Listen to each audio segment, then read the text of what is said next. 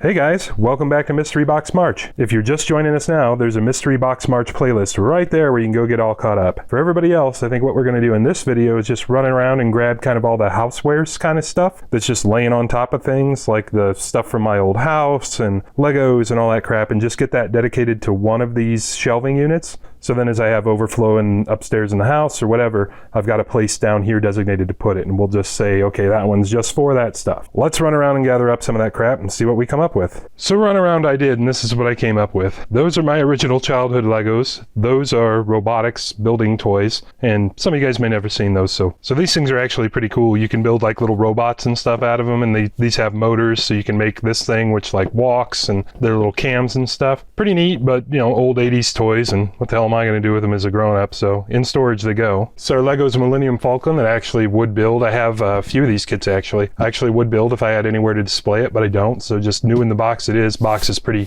beat up by now. I've probably had that about 10 years or so. The fireplace tools I mentioned when we took our quick overview, also new in the box. I never had an opportunity to use the fireplace in my old house, and this house doesn't have a fireplace, so just storage. Sort of the same deal here. This is like a hanging thing to hang pots and pans and crap on that you'd put over like a kitchen island, and I kind of had that going on in my old house, so I was going to hang this thing up, and then I sold the house, so this came with me. Storage. I lied to you guys. I thought this had Legos in it. It actually has Constructs in it, which is just another building toy. You just kind of snap pieces together and off you go. So I thought, man, I should have way more Legos than that, and I do. They're in another tote somewhere.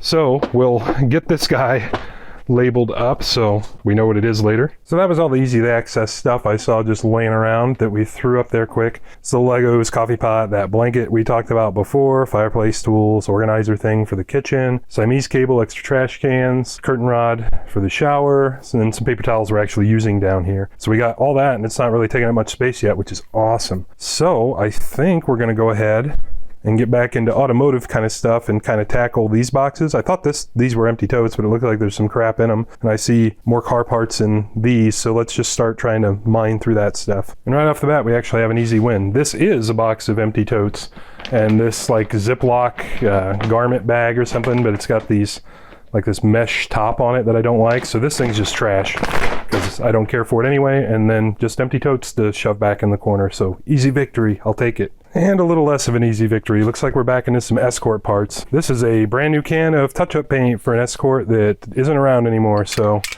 I don't know. We'll probably have to start a paint box at some point. Spare water pump gasket. I think I mentioned when I put the water pump on mine, it's always a good idea to have spares. So there's one of those. Spare transmission drain plug, because I'm thinking about modifying this for a particular purpose. I believe that's an Escort heater core pipe, or it might be the Jeep. I think Escort because it's with Escort stuff. I believe that's supposed to be an Escort exhaust donut flange thing. I'm not sure, so that's just going to go in our exhaust hardware stuff. Oh, this box contains things that are going to make our Escort fans out there unhappy with me. Tell you guys a little story quick. These were sold on eBay as used. And as you can see, these are pretty clearly not used. They're in a bag with a Ford part number and everything else. And what these are is brand new old stock Ford Escort 95 and 96 only rear glass defroster switches. These things freaking always break. They've been out of production for like 10 years, so you can't buy them anymore. And since these were, I think, listed wrong on eBay, or I just struck lucky, I actually managed to buy 3 of them brand new. Because at that time, my car needs one. The other 95 that I don't worry about anymore needed one. And then I would just have one spare. Well, instead now I have 2 spares. But these things are like unobtainium, and they are expensive. So I have a bunch, and it's really easy to see these are brand new. There's no scarring around the holes where a screw's ever been tightened on them. You know, the connectors are literally brand new. There are no scratches in there. So yeah, big score for me that day, but eventually we need to get at least one of these put in my car.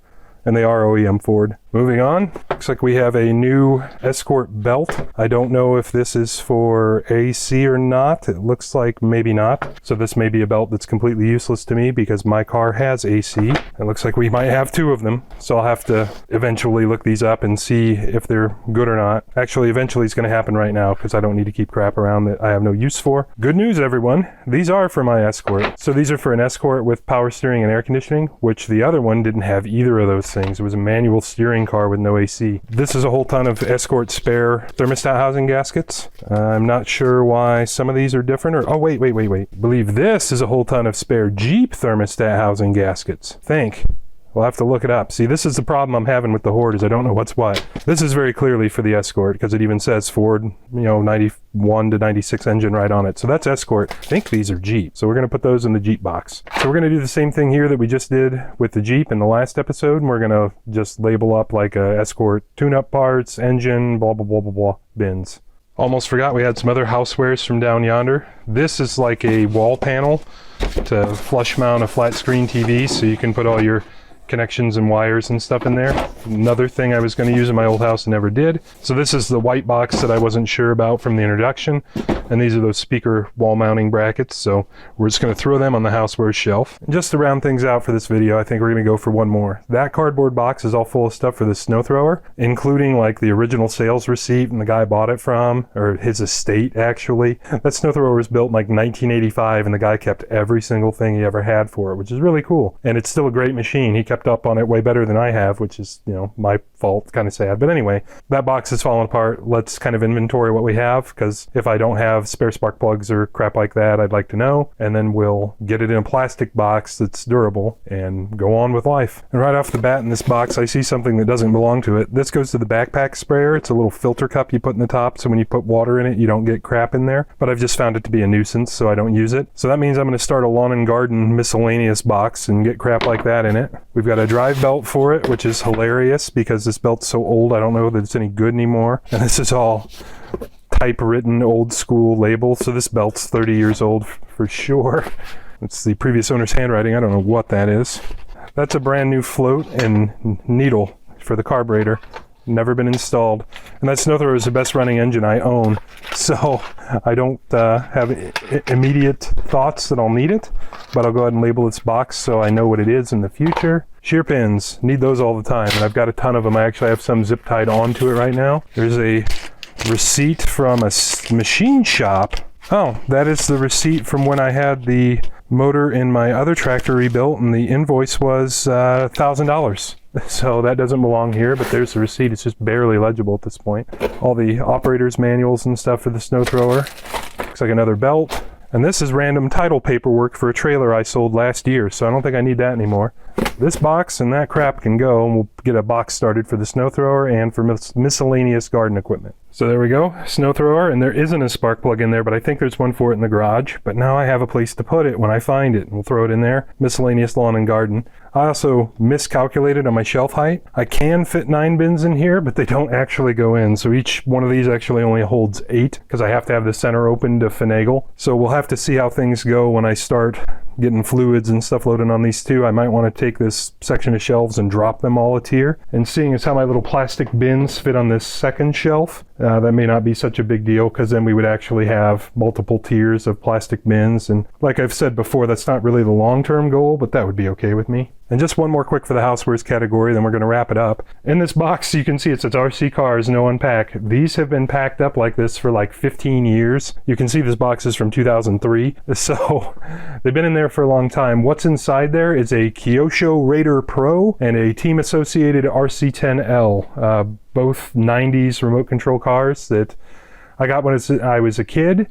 And now they're so scarce that like it's hard getting parts for them, so I'm kind of afraid to play with them again. And by today's standards, they're really wussy cars anyway. But for back then, it was cool. The RC10L actually, when I bought this, held the record for the world's fastest RC car at the time, and it was like 89 miles an hour. And I think now they're going like 150 or something crazy. But we're not going to open this box up, as it says no unpack, because they're packed up nicely, and we're just going to leave it alone. And with all that said, I think this is going to be a good stopping point for this one. So as always, I appreciate you guys stopping in, and we'll catch you on the next one. I'm Max, that's Saddington Bear, and we make videos like this all the time. Here are a couple links to some other videos we've made, and we really appreciate you guys stopping in.